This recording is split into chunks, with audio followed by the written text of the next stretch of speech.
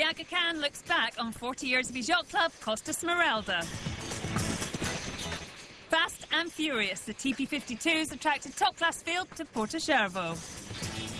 Plus, extreme sailing, my new venture into multi-hull racing.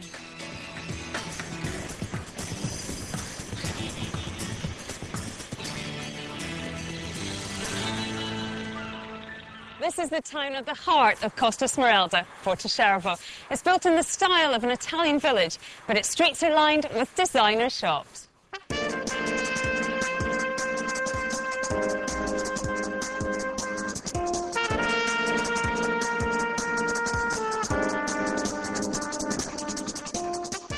This time didn't exist 40 years ago. The Costa Smeralda, or Emerald Coast, on the Italian island of Sardinia was wild and isolated. It was one of the few corners of the Mediterranean still undeveloped, until a group of businessmen decided to build a yacht club. It's now a flourishing tourist destination with a busy marina. The project's backer was His Highness the Aga Khan. When you visit Porto-Cervo for the first time, you imagine it's always been here, but that's not always been the case. No, when I started here, there was absolutely nothing on the Costa Smeralda whatsoever. No house, no habitation of any sort. And did you come here on holiday? I came here on holiday. Actually, I came here in the winter of December 1960. And the Costa Smeralda in the winter is not quite the same as in the summer. And then I came down in the summer of 1961 and started learning about the beauty of the area. The quality of the water was outstanding. The beaches were amazing. There was a scope to do everything and anything. With some business associates, the young Aga Khan spent a few crowded days in Sardinia. They looked over the beautiful Emerald Coast and decided to go ahead with a development program. Karim was in a light-hearted mood. He became Aga Khan on the death of his famous grandfather 5 years ago. What was your vision for Porto-Cervo? Well, it was to create a destination resort. Porto-Cervo was selected by the planners as the bay where there would be a marina. Of course, at that time, there were absolutely no marine facilities at all. Nowhere where you could come to quay, nowhere where you could get water, nowhere where you could get food. It really was absolutely isolated. Today, the area has been transformed. Porto-Cervo is a millionaire's playground, attracting world leaders and big-name movie stars on vacation. The Aga Khan's personal interest in architecture ensured the low-rise development blended in with the landscape, while the yacht club provides a thriving central attraction. This year was the 40th anniversary of the yacht club Costa Smeralda. What's been your highlights during that period? Two I would recollect, which was the first challenge for the America's Cup. Italy had never challenged, and as you know, it's a challenge done by clubs.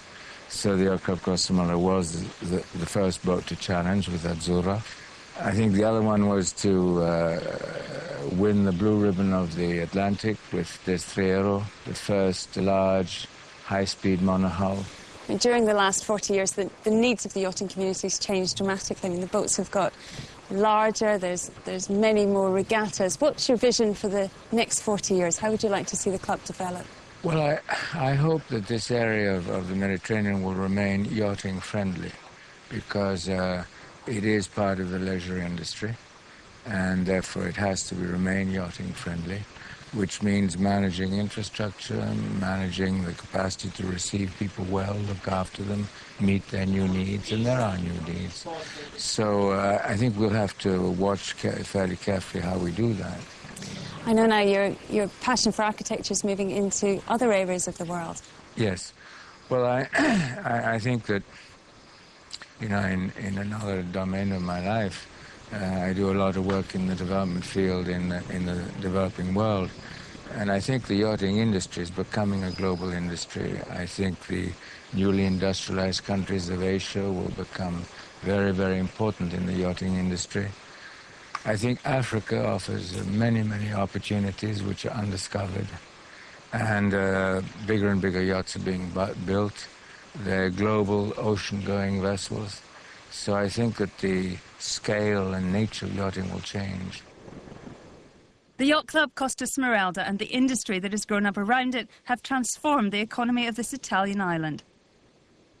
If the same model can be transferred successfully to the developing world, new communities perhaps may one day enjoy the same prosperity as the inhabitants of this emerald coast.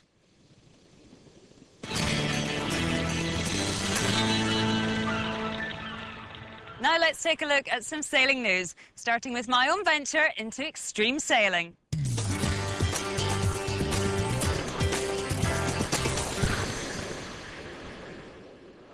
After losing my bid for Olympic selection, I'm not taking the easy option and putting my feet up. I joined the iShares Cup, a series for extreme 40 catamarans.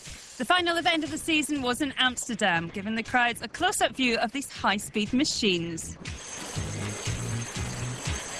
Taking the helm was very different from sailing my Olympic boat, the Yingling, which is a 3-person keelboat and moves at a much slower pace. This was thrilling, but also terrifying at times.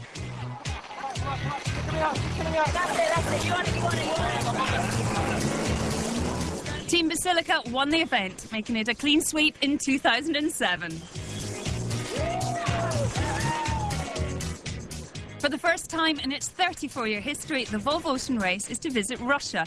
The historic port of St. Petersburg will be the final stop of the round-the-world event, which is due to begin in Spain next year. St. Petersburg is the home base for the Russian entry. I believe as a Russian we deserve to be in such event, which is Volvo Ocean Races. And I think it's just fantastic. It's an unbelievable feeling to have all people involved and build this fantastic boat in the UK. So it's just awesome. Rome hosted the latest round of the World Match Racing Tour, which was dominated by James Spittle, the star helmsman of Luna Rossa during the last America's Cup. Spittle, who's from Australia, won the Latian Match Cup with a comprehensive 3-0 victory in the final over Sebastian Cole's Arriva Challenge. Spittle and his crew from Luna Rossa remained undefeated throughout the event and earned 25 points towards their total on the tour.